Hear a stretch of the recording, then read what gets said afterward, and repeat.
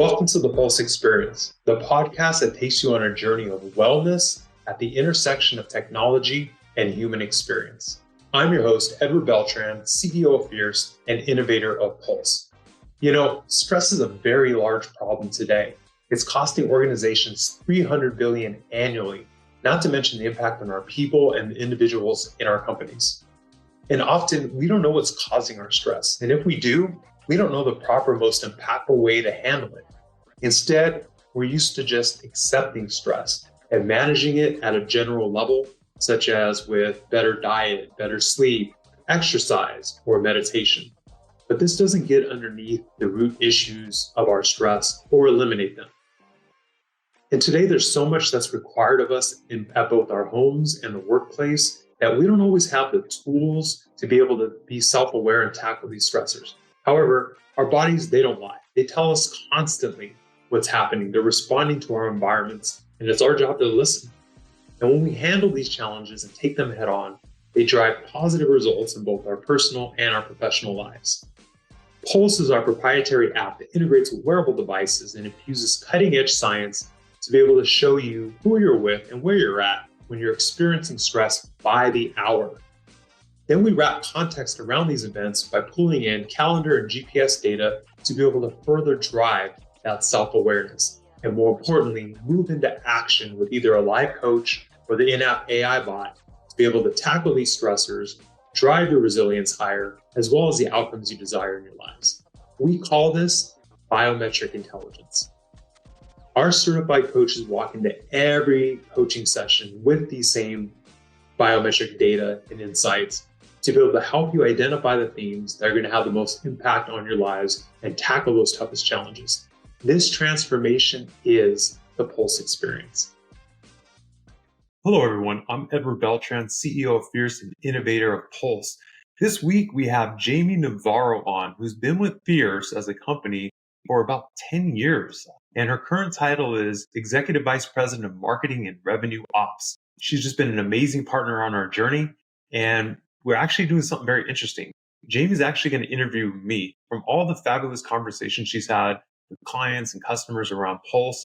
They always ask a ton of questions around why Pulse? How did this happen? What's the journey been? What is the vision of it? And so Jaime said, Ed, why don't we interview you?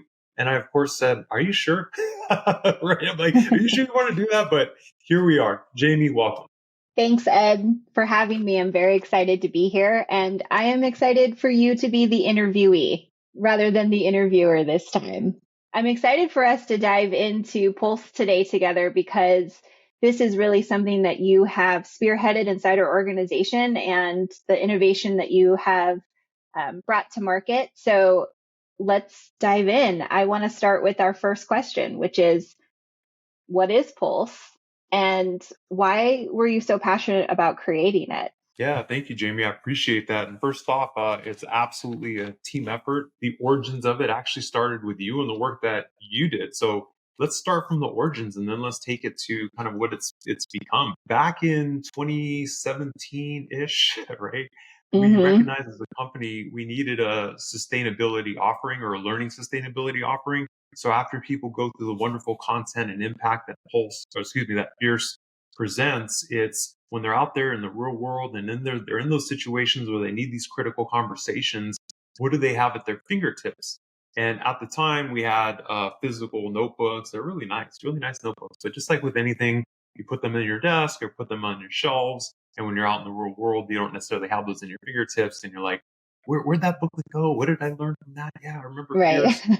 So with the great work that you did, Jaime, at the time, talking with our customers and just learning about what their needs would be when they're out there and they need us in those moments, we designed a Fierce Connect app. And really what it is it's a wizard at your fingertips to determine what conversation that you need in that moment. So if you're working with one of your employees, maybe it's providing feedback, maybe it's providing, moving to a confront conversation, or maybe it's looking at our delegation models. How do we delegate more clearly in a structure that makes the most sense in a dialogue, not a one-way kind of a mandate that we know has worked very effectively over the past 20 years. So as you're aware, Jaime, because you sold this to our clients and customers and got them onboarded, they loved it. conceptually, they're like, this makes sense. It's a beautiful app. It has a nice flow. The feedback was always positive from both our buyers and our end users. The issue that we found, though, was when we looked at the engagement and utilization statistics, it was a lot lower than we would have liked. And it wasn't indicative of people not necessarily having conversations, but not necessarily using the app in their day to day as we would have hoped. So as you're also aware, we went out and we just interviewed people. We said, what's happening out there? So you have this wonderful app that you downloaded on your phone. You went through the training. You said it makes sense. You're giving us positive feedback and reviews in our NPS scores. So why isn't this being utilized? And what we found was absolutely fascinating. And it made so much sense upon analysis, which is when you're in these moments of stress, like, oh, my boss gave me one more project. Doesn't he know I have 10 other projects that are, high priority? Or someone says something to you that's a microaggression, or you get a bad review. You're in these moments of stress. You're not thinking, let me reach into my pocket, grab out my app and figure out how to optimize this. You're in that emotional moment that's driving up stress. We know this from the work that our Chief Behavioral Science Officer, Gabe Beltran, has done, is you're not necessarily thinking, let me go to the app. So that made intuitive sense. Now, with the work that Gabe did for us, showing the connection, the data behind people being in these moments and having higher stress levels through heart rate variability, and the fact that we wanted to be with them in those moments, we deployed a connected strategy to say, how do we know? How can we sense when people are in these moments and provide them exactly what they need and help them drive self-awareness? And so thankfully, I had the opportunity to take a wonderful course through the University of Pennsylvania Wharton called Connected Strategy. And in it, its basic premise is what I laid out, which is how can you sense, how can you predict when your customers need them and provide them exactly what they need in that moment? And that's what Pulse is. Pulse is meant to help people know, drive self-awareness, what's stressing them out, but more importantly, move them into action. What do I do about this? And that's what that's what Fierce has been doing for the past 20 years, providing those tools. So when the moment of my boss gave me another project, it's being able to engage in a conversation and say, let's talk about prioritizations. And as we know, Jamie, many times managers are busy people, right? They're like that funnel, that Right. conduit of work coming sideways and above them. And sometimes they don't necessarily have a line of sight on exactly what the workload is of their employees. So the employee, assuming good intent, says, let's create a delegation model. And you both move into a better spot and solve your issues. Yeah, I love that. And it's so true. So many of our customers and the learners that we impact, they ultimately want behavior change, right? That's what they're after. They're after action. And so what I hear you saying, Ed, with Pulse is it's starting with the self-awareness, right?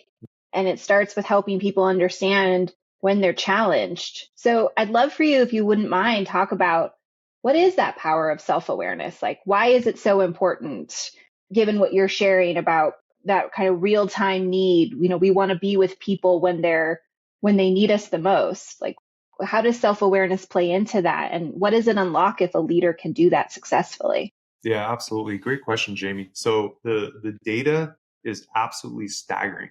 According to Tasha Urich, her data states that 95% of people think they're self-aware, but 10 to 15% really are. I mean, it's absolutely amazing. Uh, And sometimes I ask myself, yeah, am I in the 10 to 15, or am I in the, yeah, no, I don't think so. I don't think but Jamie, that illustrates exactly your question, right? I've been granted the opportunity to be the CEO of a company and, furthering our mission to better the world one conversation at a time. And if I myself am saying, am I self-aware in this moment? That's what many leaders are going through as well, if they even ask that question. And the important thing around that is this: there's a lot of work around emotional intelligence, right? You're feeling an emotion. And in the workplace, especially nowadays, there's a lot of emotions that we feel, right? And the question, and then, emotional intelligence says, okay, recognize the emotion, and then let's move into more of the logical execution side of it. Like, let me get past this and move into, thinking about it more clearly. The problem with that is the limitation is, are you self-aware on why you're feeling this emotion? So, for Mm, example, early in my career, right, emotional intelligence would have said, you're having this feeling with a peer, don't show that anger or whatever it is, but move into the logical side of your brain. Which I did successfully, but why did I keep having those feelings? What were those feelings, right? And that's where self-awareness kicks in. And I would have recognized it early on in my career. I was feeling insecure, right? First time in a professional environment, my parents didn't necessarily come from this type of professional environment. So it only made sense that I had insecurities about the environment I was in. So a real big relief valve would have been that self-awareness on feeling insecure. That's the feeling you have. It's for a reason. Let's find some help around this. Instead, I learned to just deal with it and navigate in that for the longest time until I recognized that this is something that, and that's an easy example of many that people face. Why are you feeling this way? Why is your body that doesn't lie reacting this way? Okay, so let's double click on this because this is such rich, juicy topic around this concept, because I think so many of us can relate to what you said, Ed. You identified it. If you had identified it as you were feeling insecure, then you could have put tools and action around that, right? And I'd love for you to speak to our approach around resilience, because when we build resiliency, we're talking about not just grinning and bearing through it, right? We're talking about so much more. And I'd love for you to share, what are we talking about when we talk about building resilience? Like, what is our approach when you have that self-awareness? Now, what do you do with it? Yeah, exactly. And thank you for that. Resilience is such an interesting word, right? And the reason why is just like I shared with you my story of, hey, I just deal with it and figure out how to be most effective, because that's the way I grew up, right? You didn't talk about mental health. That wasn't an issue. I was constantly told, just get back up, don't feel sorry for yourself, don't cry, right? I wasn't allowed to cry, Jim. Can you believe that? That's just the way Yeah, you come I up, right? can. Right. Right? Yeah, Yeah. it's real. It's very real. So when I look at this definition of resilience, the traditional definition of, it's the opportunity to, or capacity to withstand and recover quickly from difficulties, or toughness, underlying tough. That's the way I was raised. You got to be tough. Right? Be tough. You got to deal with it. And so when I look at the definition, it's still like it doesn't resonate for me, because I mean that's the way I was brought up. But I also know that's not the most effective way to handle your environment, the most impactful way to handle your environment. And when I turned to Gabe Delarosa, our chief behavioral science officer, this is just tongue in cheek, kind of joking, but I say, Gabe, what's this resilience thing? And he goes, Ed, you're a marshmallow. You could bounce back into shape. Not helpful, Gabe, but thank you. Right? But where it gets really interesting is the data from the HBR article that breaks down why you need resilience in the workplace. This is where, to me, the light bulb absolutely went off.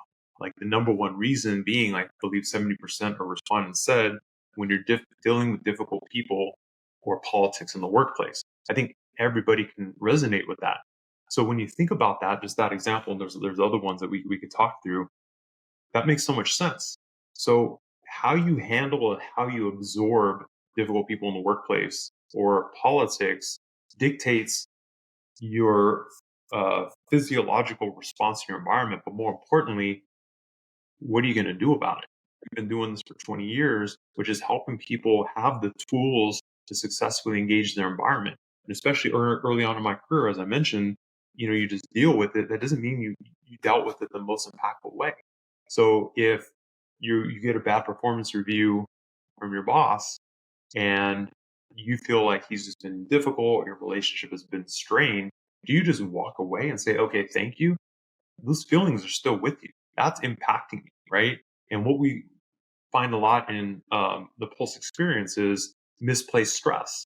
It's going to come out somewhere. Hopefully not in your personal life at home with your kids, or in a situation where someone says something that is actually innocent, but this is a time for you to let that come out. That's not what you want. And so you want to be able to drive that self-awareness on what exactly is stressing me out. If my boss gave me a performance review that I didn't think was fair, I don't feel he has my back.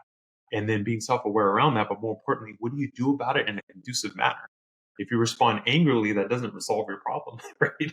If you go out and Right. tell 3 or 4 other peers, that just raises toxicity in the workplace. And we see many examples of that these days. We deal with this constantly with our clients. Or do you take the skill sets that we're teaching you out, the self-awareness, and engage in it? Hey, boss, you gave me the performance review. I want to talk more about it. I don't think I had the opportunity to explore a little bit more. And through that conversation, you have deeper understanding. You have this position of your performance, but maybe you missed something, or maybe your boss didn't miss something. The whole point is, and as we teach, going with the clear context, going with the intent of enriching the relationship. And what we find 90% of the time, these are just misunderstandings that get clarified very quickly, and you move into that space that has the highest impact on you and the organization. Yeah, and then now the situation is different. You feel differently about it. You feel differently about yourself. Hopefully you feel differently about your boss, and you come out with more skill, more what we would call resiliency, right? Would you agree with that? Like that's what where we're coming out. We're not just managing through that. We're not just saying like ignore that feeling you have. It's tackle that issue and then come out stronger on the other end. Jaime, thank you so much. Right, this is why you're such a great partner, because you help keep me kind of focused on these impacts. And you're so right. It's having that confidence and that feeling, that knowledge that you're going to drive self-awareness. Your body's not going to lie, right? Your heart rate and through our HRV algorithms is going to tell you surgically where you're having issues. You know you're going to have the confidence to say what's happening there, but more importantly, what do I do about it? And you get into this constant cycle in your life, and that's how resilience is built up. So one of the things that we also talk a lot about, Jaime, is the traditional approaches to resilience, which are exercise, meditation, better diet. Those things help. I've been doing them for years. I imagine you have as well, right? Yep, big fan. Yeah, they absolutely help. I could see on my resting heart rate 2 or 3 point improvements when I meditate versus when I don't. So they absolutely do. But what they don't do is they don't solve the core root issues of your stressors. Right. And we as an organization, that's what we want to help people with. So that's a great segue for my next question, because something that I've had the opportunity to hear you talk about that I love is this idea of using biometrics in building your self-awareness, right? Like athletes have been doing this forever, and using this to help their mental, physical, emotional health. So you and our chief behavioral science officer have kind of come up with a new area called biometric intelligence. Can you talk a little bit about that and how we use Pulse in building that biometric intelligence? Yeah, absolutely.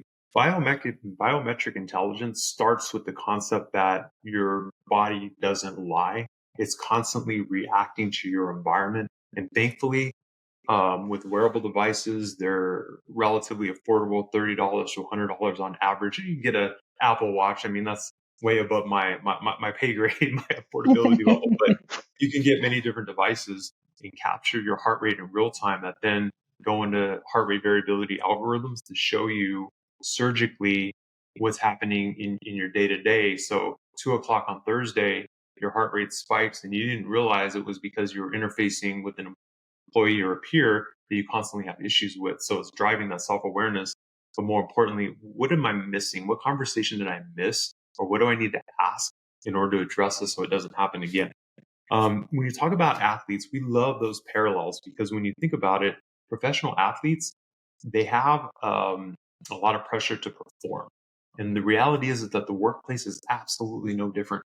And what professional athletes are doing is they're constantly aware of their biometrics, how their stress levels are reacting before they even get on the field or even on the field. They're constantly looking at their performance, their heart rate zone relative to output so that they can make adjustments in real time. They're looking at nutritional inputs relative to output. So many things just to optimize their performance when they're on the field. And again, the parallels are like right there. We are no different. It's not as physical, but the mental aspects are even as high. So to give you a simple example that I've used in the past, I've been an avid road bike cyclist for about 20 years. And I do about 100 miles, 120, 150 miles a week. And I'm constantly looking at data not because I'm going on a race, because I'm trying to drive my own self-awareness relative to performance. So for example, many times I wake up in the morning and I'm like, oh, I didn't get a good night's sleep, right? So I roll over and look at my sleep data and it actually says, no, you actually did get a good night's sleep. So now you got to get up, right? Just looking at that data point shifts my body's response. It's like amazing, right? It's like that acknowledgement, like, you know what? No, I actually got a good night's sleep. And sometimes it happens on the converse. So I get up, I go out for my ride, and I might be feeling, very powerful in a moment. And I have to look down to be able to see my output, so where my heart rate zone is, even though I'm feeling great relative to where I'm at in the ride, because you could burn out very quickly. And this happens in the Mhm. workplace all the time as well. Right? You're like, I feel great in this moment, I'm ready to go. It's only Monday. Right? So Right, how do you right. why I love writing is because the parallels are so tightly integrated with what we deal with in the workplace and how you recognize what you're responding and doing to be able to make real time adjustments. And it makes the world of a difference both on resilience as well as your performance. So biometric intelligence is a wrapper that Gabe Della Rosa, our Chief Behavioral Science Officer, and I have been working on that leverages the great work that psychologists and other people doing work in this space have done around around emotional intelligence and self-awareness and performance management. And it puts a wrapper around it to make it very simple that starts with your constant readings from your body to be able to leverage all these fantastic tools and approaches that have been done, just like Fierce has done in the last 20 years and how you interface with folks in order to drive the outcomes that you truly desire. And we're calling this biometric intelligence. I love that. I think something that I would love for you to kind of talk a little bit on that same idea, talk just a little bit further on, is what you are seeing our companies that we're working with and our coaches. Like, what are the results that we're getting because of this work? Like, sort of why should companies be motivated to want to do this with their employees, and coaches as well? I know that's what this whole podcast is about, so listeners might have a sense of that already, but if you could just restate. Yeah, no, absolutely. It's interesting because there's great amount of work that people in our space have done to advance productivity and individual performance. But it's interesting because um, many companies these days, 9 out of 10 will have resilience, employee well-being, or some derivative of that as a top initiative. The problem is, as we talk with leaders in HR, is they don't know how to necessarily tie it to business results.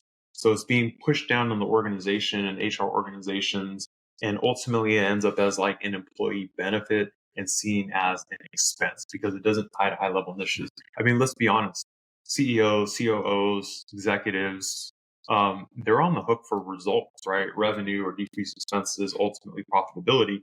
And so even though they know like, okay, this is something that the workforce is saying is important, the data clearly shows we're at unprecedented levels in stress.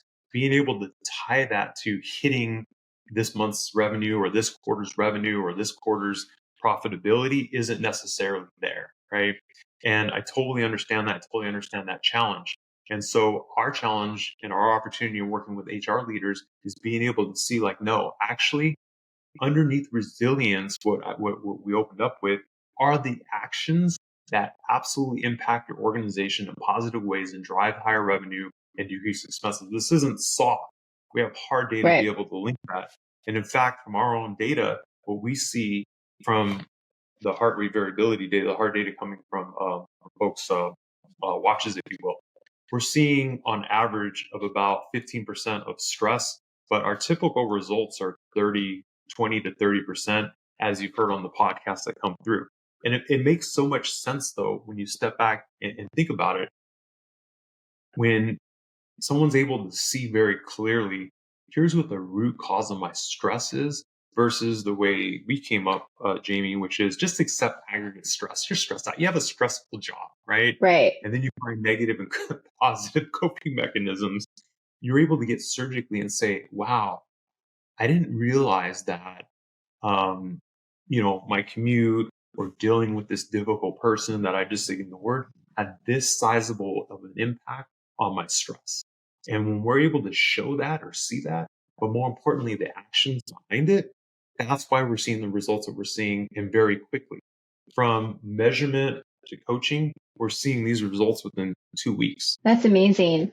And what I hear when you talk about this, Ed, and what my mind goes to is just thinking it's just empowerment, right? Like when you understand at such a surgical level what is happening, you can do something about it. Like I have two small kids, I'm in grad school, I work this job, I have friends, family, I'm a daughter, wife.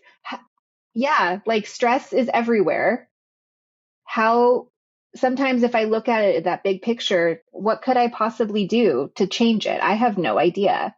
But when I can get as surgical as 2 o'clock every Thursday, if I'm stressed, then I can do something about it. I can change it. And that's such a wonderful feeling to have as an individual. No, you're so right on that, Jamie. And I am going to flip it on you here toward the end. I am going to ask you some Okay. questions. Okay. But talking a little bit more about that is very interesting because early on, one of our users, she was an executive, very busy, professional mother, who was also responsible for ensuring that her kids and her family are ready for their days. And what she found insightful, that was incredibly insightful, was that time before her workday had a sizable impact on her stress levels throughout the day, right? And what she found was wow, like she knew it was chaotic. It was par for the course, right? With families, but she didn't know the impact it was having on her. But more importantly, how she was showing up in the workplace, right? When she was hearing feedback around being disengaged or distracted, she was able to make those adjustments, right? Where she would add 15 minutes, but more importantly, the conversation, like some of the techniques that we teach as our core content with peers, to have that conversation with their significant other around how do we balance this load a little bit more, right? And just based on those alone, I believe she had like a 30% drop in stress. I mean, it was absolutely amazing. Yeah, I was going to say that story resonated with me so much. And I think would resonate with a lot of women out there because I recognize this in myself and my own data that sometimes before I even started my workday, I'd already had 2 or 3 hours of level 4, 1 to 4 level stress, which means like sometimes when I show up at work, I'm already a little crispy and maybe not in the best headspace to. I never know. Well, not in the best headspace to be like, yes, how can I help you? Because I've already helped tiny humans for 3 hours prior. But again, like her ability to go have those conversations and see that to me, that's power. Like that's what we want. Most companies want their employees to be able to do. Yeah, totally. And Jamie, I would love to share with you a story. I wasn't planning on it, but I'm going to share with you a story, I think is actually very interesting, even from myself, right? We've been close to this, and I would love to hear, your transformation with Pulse as well, right? Because it's one of those things where it looks good on paper, it makes sense from the research perspective, but when you see it impacting like real lives, that's when it comes to life.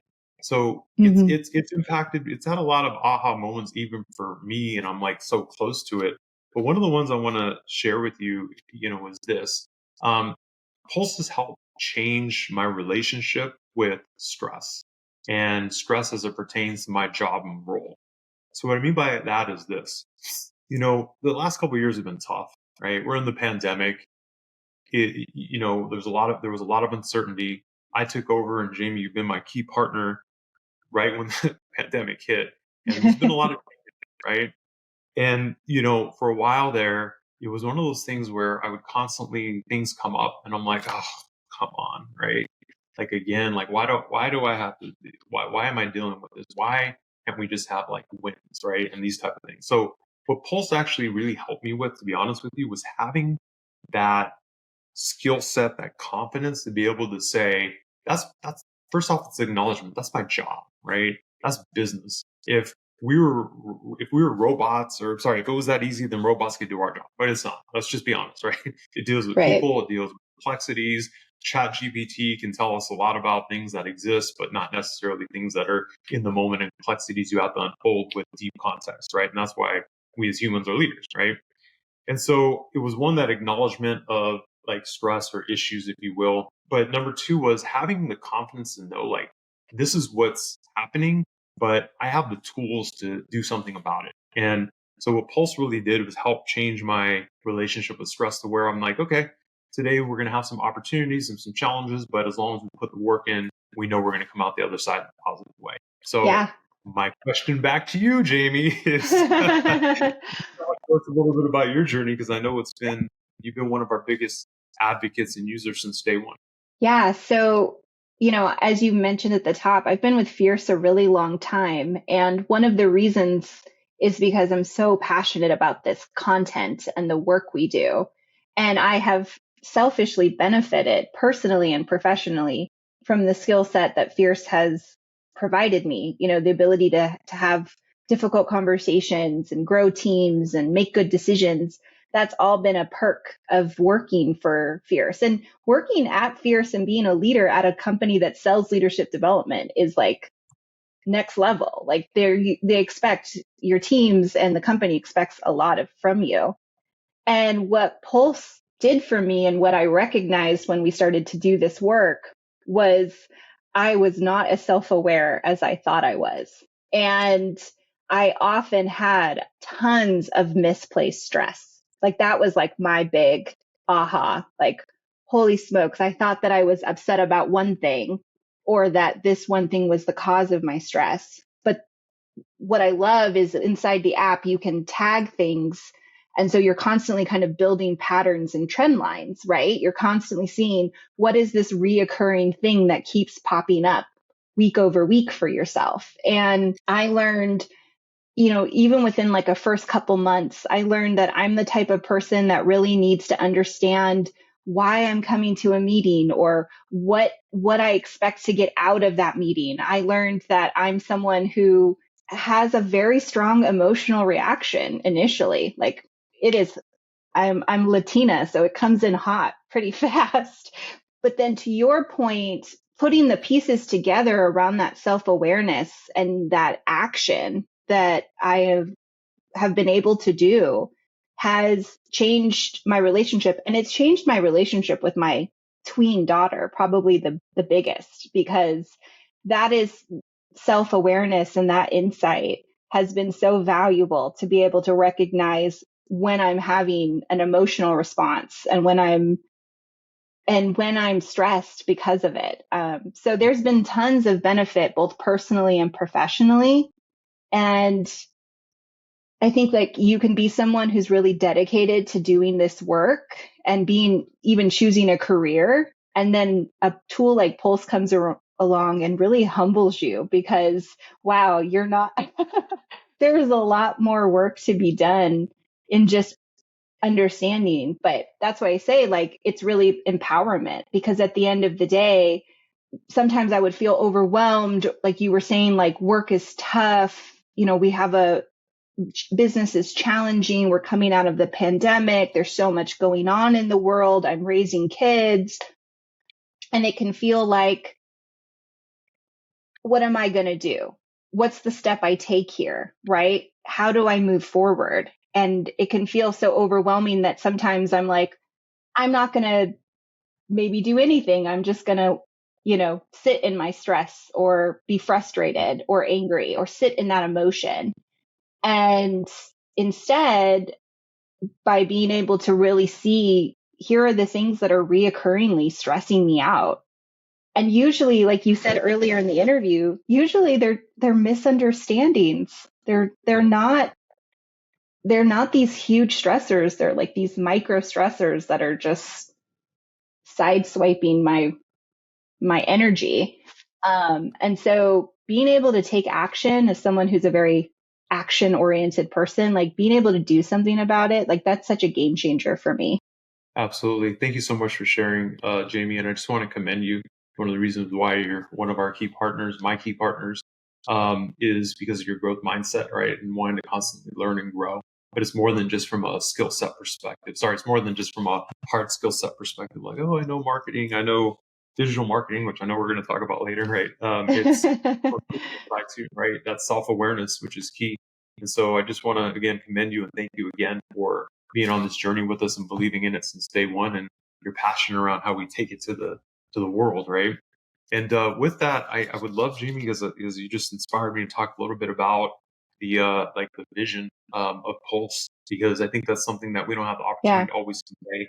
I first want to start with where our real opportunity is that we have a founder, Susan Scott, who founded Fierce, who's truly, truly very passionate about our mission, which is to better the world one conversation at a time. And because of that, she supported these type of projects that we have to truly make an impact, to disrupt how people improve their lives and their day to day. So what we find with that is that 90% of the time, the issues are conversation with self or others. Sorry. So we use this word conversations, but it's really how you successfully interact in your world with other people, right? And we use conversation because we advocate that it's con as in with. Because most of the time, as we stated, they're misunderstandings or things that we have a perspective on that the other people doesn't, that clearly get cleared up when we engage in this conversation and rich relationships. So our vision is very clear. There's so many people out there that are doing impactful things to make people become better leaders, better people, better parents, and so on and so forth. We see Pulse as being that platform to amplify that. So what I mean by that is this: the biometrics are always going to help you be able to understand what your body's responding to and then move you into that why or action. That first step is always going to be conversation with self or others, but then what next? And so the vision is that Pulse is able to connect and pull in the relevant content or resources or intervention for the people in the moment they need it. So a simple example is one of the biggest pain points for people in their personal lives is around finances, especially these days with inflation and housing and everything else that's going on. Fruit. And so, fruit. Yeah, exactly. The cost of fruit. oh my goodness. Yeah. I mean, it's incredible. Seriously. Yeah, it starts adding up too. I was pretty amazed the other day when I was looking at some receipts. I was like, wow, okay, this is incredible. Yeah, and it adds up. It does. I used to not think kids are expensive. Now I'm like, kids are very expensive. Yes. So let's take the simple example of finances, which is the number one kind of pain point or worry, if you will, in people's personal lives. So where does it start? It starts with, again, as we're saying, that self-awareness. Every time I think about my finances, or when I look at, my bank statements, or talk to my significant other around things that are needed for the house or children or whatever it happens to be, my stress level goes very high, right? So what's behind that? It's that acknowledgement that, there is an issue or a problem, is that self-awareness acknowledgement. Then number two is conversation with self and your significant other saying, we really have to look at this. I know we've been managing through it, but I'm continuing to respond in a certain way. Like, we need help, right? And so that's where our platform or our solution brings people.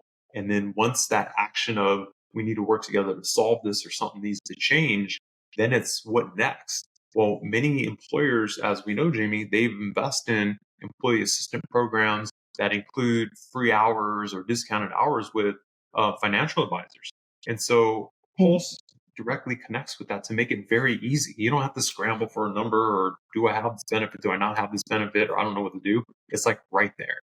And that's one simple example of, how Pulse can be utilized to help in that next step. Another simple example is public presentations. So someone new in their career, high potential, maybe didn't have to give presentations to large audiences before. They knew it was coming, but they're still having a response to it. So where their manager might expect them to already be ready to go, they might not necessarily be ready to go, nor have they brought in a company to give everyone these skill sets.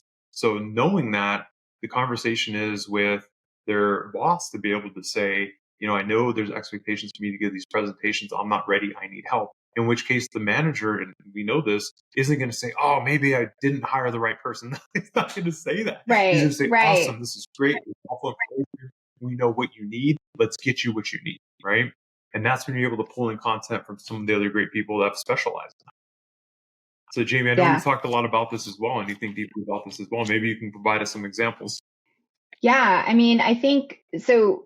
talking to, we had the opportunity to go to the SHRM conference in Las Vegas in June, and so many amazing HR representatives there, just really trying to find the best solutions and continue their own learning for their organizations. And something that came up time and time again was, we offer EAPs, and they go underutilized, right? We have all of these amazing benefits and they're already not being used by their employees. And you and I have talked about this. One of the challenges, and again, it goes back to self-awareness. Maybe I don't know that I need that benefit. Like maybe I'm not aware of how impacting my finances are causing me stress. And human beings, we generally don't take action on something that we don't understand or aren't clear on how it's impacting us. So for companies, it's really about helping make that connection. It's kind of what we're trying to really, like you talked about at the start, we're really trying to help organizations be with their employees when they need that support the most. And so if I am consistently seeing week after week that my finances are causing me stress, and then I can just immediately connect with someone who can help me, a resource that is already being provided for my company. We also see, Ed, in our data and our results, that cohesion and our view of the companies, are the users who are going through, their view of their organizations increase and go up as well as their sense of cohesion, because they feel like the companies are there for them, helping them out when they need them. And I know, talking to so many HR reps, that's what they want. They want to be there for their employees. That's why they choose this line of work. So it's just leveraging the technology at our fingertips to do that work. Yeah, absolutely. And thank you for that, Jamie. And then that also brings up, to answer your prior question around the evolution of Pulse, right? So, we talked about the vision and where we want to go. And, we know the data is there, right? It works. It absolutely works very quickly. And so with that, one of the connection points that we saw when we were doing our betas was using a live coach, right? That wasn't the initial incarnation to use live coaching, but we did that because from a data perspective, we wanted to control for variables, right? So sometimes if someone's using the platform, you don't know necessarily what pathways they're using to get to their resolution. So we set out to introduce a coach, and that's where we saw just absolutely amazing results. And what we're finding now too, as we talk with organizations, is they know coaching works. So of course it works because you're talking with a person who's giving people tailored solutions of what they're dealing with. The issue, though, happens where if people aren't self-aware, they're going 5, 6, 7 coaching sessions, right, where they're not necessarily getting down the root issue that they need to. And even then, it's the perception of the issue. My boss, my significant other, this is the problem. This is what we need to work on, and the coach will work on that with them. But that might not be, and the data shows the real stress that they're dealing with. Nor does everyone need 10 coaching sessions to solve what they're going through. As I mentioned before, maybe an individual is feeling really stressed out because of the expectations around public presentations that they've always struggled with. They don't need 10 coaching sessions. They need a provider who knows how to prep them with those skills. Maybe one coaching session to determine that, which is what we do with Pulse, and then get them the other interventions they need, right? And right. so that's what we've been using this as, is kind of like that triage, if you will, in that first coaching session, and then being able to provide people with what they need next. And that's what the in-app AI bot is also meant to do as well, to be able to make sure that we're using the limited resources that organizations have for their employees in the most effective and impactful manner. The way that I talk about it sometimes, and I'm curious if you would agree with this, it's just efficiency, right? Like, we hear this a lot. We all want to be more efficient.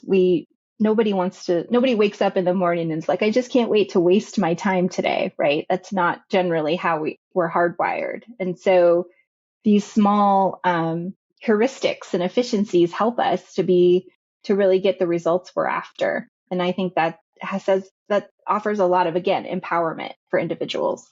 Absolutely. So my last question for you, Ed, my very, very last question, is that we've been talking about individuals and the power that we're empowering individuals. But I would love for you to actually talk about the dashboards we create for companies, because we can aggregate all this data up of individuals and help companies also become more self-aware and emotionally intelligent, because they are a collection of individuals. So I'd love for you to talk about that just a little bit before we wrap up. Awesome question, Jamie. You're doing such an amazing job. I actually think you should take over as host of the Pulse. No, you're good. You're good. You're a great host. Thank you. Let's break that up into two pieces, because I do think that there's two pieces to what Pulse enables from a data perspective that have shown to be very powerful. One is an extension of what we just talked about with coaching. I want to explore that a little bit more. So again, as I mentioned before, coaches go into their coaching session, they're reliant upon, what the coachee is willing to share or what they're self-aware about and what they need to solve for. What Pulse does is the coach themselves walk into those sessions with the same biometric insights and data as the coachee. And so many times what we find is that the coachee saying, I hear you talking about this, Jamie. However, your data shows every time you interface with Ed, your stress is spiking, especially around these topics. What's happening there?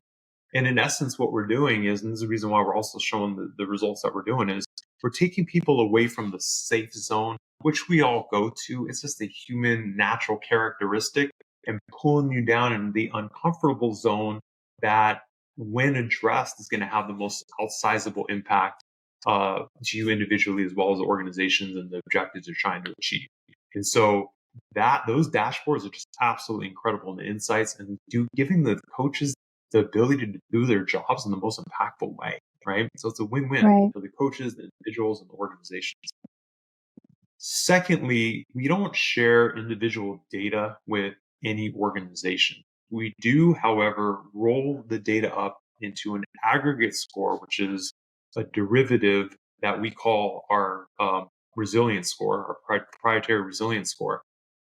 And what you're able to do with that score is you're able to see patterns in a predictive way versus a lag or reactive way. So what I mean by that is, organizations right now are struggling with a lot of stuff. It's a unprecedented time for stress, as we talked about. So when someone turns over, that's a lag indicator. That's too late. You already lost high potentials that you were trying to, and key resources you were trying to recruit. Toxicity in your organization, which is also at all-time high, is a lag or a reactive effect to something that's happening in your culture upstream, right? And so what our score is able to do is it's able to show differences or changes in stress levels, for lack of a better term, in your organization, but more importantly, to be able to segment it by certain demographics, right? Why is this department over here seeing a significant uptick? It always comes back to the leadership. Something's happening in the organization. We need to check in, right? There's a problem there. And what we're finding as well is organizations today, there's still two high initiatives that they're trying to solve for. One is around DE&I. The research shows that good DE&I practices, right, does have a bottom line result. They care about these populations, but typically it's more, again, from a reactive perspective. We invested in DE&I training, we invested in unconscious bias, we invested in microaggressions, but yet we're still seeing that our retention rates in these populations are low, or something else, right? We're actually able to show the differences in those populations with non-populations. So the data shows, Jamie, as you're aware, that people of color, DE&I populations, already have higher stress levels in the workplace. That's known. Research is well documented. You would expect that if your initiatives are working, at a minimum, that differential would stay the same, but hopefully come a little bit closer together. You would not expect it to go the opposite way, but we're able to show that in real time. And with again, the keyword being action. What do you do about it tomorrow if you care about these initiatives? And same thing with work remote versus in office. It's the pendulum has swung many times over the past few years. But at the end of the day, as we've been advocating, Jamie, as you know, if your leaders have the right skill sets, it doesn't matter if you're physically together, remote, hybrid, whatever. you have the skill sets to be able to have the right conversations that drive the results and be able to drill down into what's happening in real time. So us being able to show the differentials against those populations is where one of the key data enablement is coming out of our solution. Love that. Love some good data. Wonderful. Well, those are the questions that I had for you, Ed. Thanks for letting me hop on to the podcast and steal the host spot and put you in the hot seat and make you answer lots of questions. I've had the pleasure of having these conversations with you now, and this is you as a CEO for 3 years, and I love it. So thank you, and thanks for having me as your guest. Awesome. Thank you, Jamie. You did a wonderful job, and we're going to have you back on. If you don't want to take the permanent position, that's totally fine. But as a special guest host, we have a couple of studies coming up around some of the topics that we discussed that I think you do a wonderful job at helping us drive. So looking forward to having you back. Anytime. Happy to join.